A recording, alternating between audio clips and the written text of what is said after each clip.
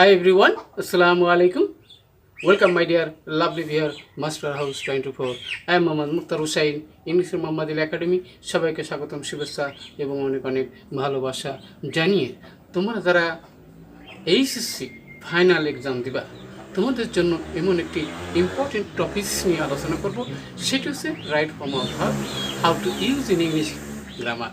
কীভাবে ইউজ করলে তোমরা যে কোনো পরীক্ষায় ফুল মার্কস কনফার্ম পাবা। আর তোমরা যারা 6 থেকে 12 ক্লাসে রয়েছে, যে কোনো ক্লাসে রয়েছে, সবার জন্য কিন্তু এই রাইট ফর্ম অফ ভার্ব রয়েছে। স্পেশালি তোমরা যারা এইচএসসি ফাইনাল এক্সাম দিবা তাদের জন্য আজকের ভিডিওতে। আর তোমরা যারা আমার চ্যানেলে নতুন রয়েছো অবশ্যই চ্যানেলটি সাবস্ক্রাইব করে রাখবে। সাবস্ক্রাইব করলে তোমাদের mobile, laptop, computer video notification নিয়মিতভাবে পেয়ে যাবা। আর যারা সাবস্ক্রাইব করছো, thank you so much. So no more talk, now go to our white board, try to understand today's lesson, right form of verb, how to use in English grammar. শিখে নাও কি super tips of using right form of verb in English grammar. So get start. Hello my dear lovely viewers, আমি বলছিলাম HSC 2024 অর্থাৎ 2024 সালে তোমরা যারা রয়েছো তাদের জন্য কিন্তু right form of verbs rules, নিয়ম, কি নিয়ম ফলো করলে আমরা কি হাউ টু ইউজ, কীভাবে ইউজ করলে ফুল মার্কস কনফার্ম পাবাই। আমাদের এপিসোড হলো 186, 186তম ভিডিও, যেটি দিনাজপুর বোর্ড 2017 সালে এসেছিল। অবশ্যই তোমাদের জন্য কিন্তু অবশ্যই ভেরি ভেরি ইম্পর্টেন্ট। সো তাহলে আমরা শুরু করি বিষয়টি। দেখো বন্ধুরা, in the last autumn vacation, তাহলে লাস্ট আছে, তাহলে ঘটনাটি প্রেজেন্ট টেন্স না পাস্ট টেন্সে রয়েছে। অবশ্যই আমাদেরকে পাস্ট টেন্স থাকলে তাহলে সেই ঘটনাটা ভার্বটা প্রেজেন্ট ফর্ম থেকে অবশ্যই পাস্ট টেন্সে ইউজ করতে হবে। সেখানে সাবজেক্ট এবং ভার্ব আমাদের অবশ্যই লক্ষ্য রাখতে হবে। তাহলে এখানে আই আছে, তাহলে এখানে গেট আছে, তাহলে গেটের পাস্ট টেন্স হলো আমরা জানি বন্ধুরা সেটা কি god, GOT, god. God sufficient time, আমি যথেষ্ট সময় পেয়েছিলাম। তাহলে এখানে আমরা জানি 12টি টেন্স রয়েছে, তার মধ্যে আমরা জানি পাস্ট টেন্স অন্যতম একটি গুরুত্বপূর্ণ অংশ। তাহলে অবশ্যই আমরা প্রেজেন্ট টেন্স থেকে পাস্ট টেন্স কীভাবে আমরা ইউজ করতে পারি সেই বিষয়টি কিন্তু আমরা বুঝতে পারছি। নেক্সট আমরা সো আই, এখানে make up my mind to make a journey by train from Dhaka to Chattogram. তাহলে ঢাকা থেকে চট্টগ্রাম যাওয়ার জন্য আমি কি প্ল্যান করেছিলাম, মনস্থির করেছিলাম। তাহলে এখানে মেক আছে, তাহলে মেকের পাস্ট টেন্স আমরা জানি কি, সেখানে আমরা জানি কি যে MADE, তাহলে MADE মেড, অর্থাৎ মেক থেকে আমরা জানি মেড হয়। তাহলে so I made up my mind to make a journey from train by from Dhaka to Chattogram.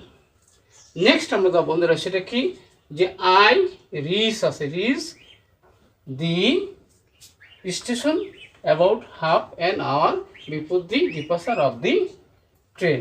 তাহলে ট্রেন ছাড়ার আগে আমি পৌঁছাই না পৌঁছাইয়েছিলাম, ঘটনাটি প্রেজেন্ট না পাস্ট টেন্সে। তা পাস্ট টেন্স হলে তাহলে এখানে রিচ আছে, তাহলে এখানে আমরা রিচ আছে, এই রিচটিকে আমরা পাস্ট টেন্সে কী বানাবো REACHED,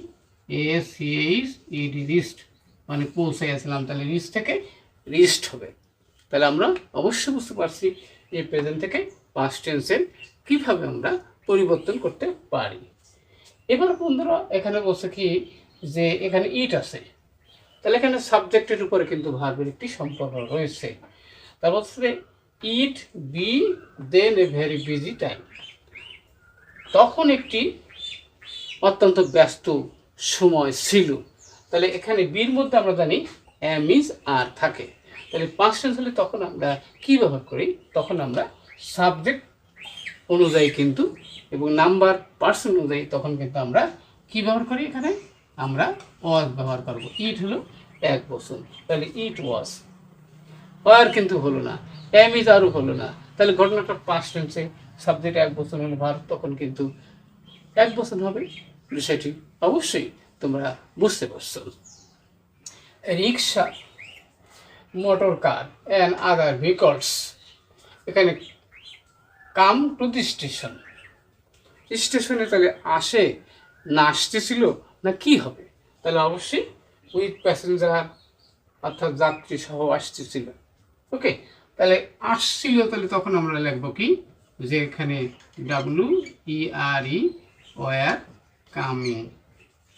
এখন ওয়ার কামিং কেন হলো, কারণ যদি সিঙ্গুলার হতো তাহলে এখানে ওয়াজ হতো, যেহেতু কি বহুবচন যদি হয় তাহলে সেখানে অবশ্যই ওয়াজ কামিং, আসিতেছিল, তাহলে এখানে ওয়াজ হবে না ওয়ার, এবং মূল ভার্বের সাথে আইএনজি হলো পাস্ট কন্টিনিউয়াস টেন্স হয়ে গেল।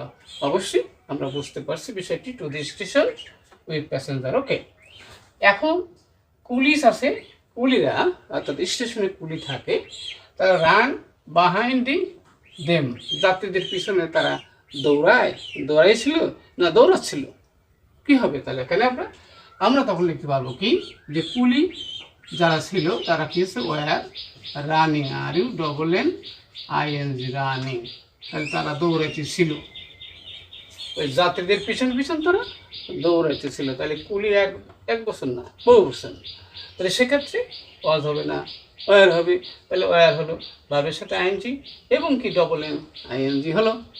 ওখানে আমরা অবশ্যই বুঝতে পারছি। দেয়ার, এখানে বি আছে, শাউটস অ্যান্ড কি আছে, এখানে শাউটস আছে, তাহলে চেঁচামেচি ছিল, আর সবাই কি ছিল বিজি, ব্যস্ত ছিল, তাহলে শাউটস অ্যান্ড বহু বচন, তাহলে এখানে অ্যামিজার অজয়ার, তাহলে এখানে চেঁচামেচি হচ্ছিল, তাহলে আমরা এখানে লাগবো কি, এখানে আমরা লাগবো ওয়াজ। ওকে, চিৎকার শোনা যাচ্ছিল, দেয়ার ওয়াজ শাউটস, চিৎকার শোনা যাচ্ছিল, and busy of the passenger, যাত্রীদের, অ্যান্ড কুলি। ওকে,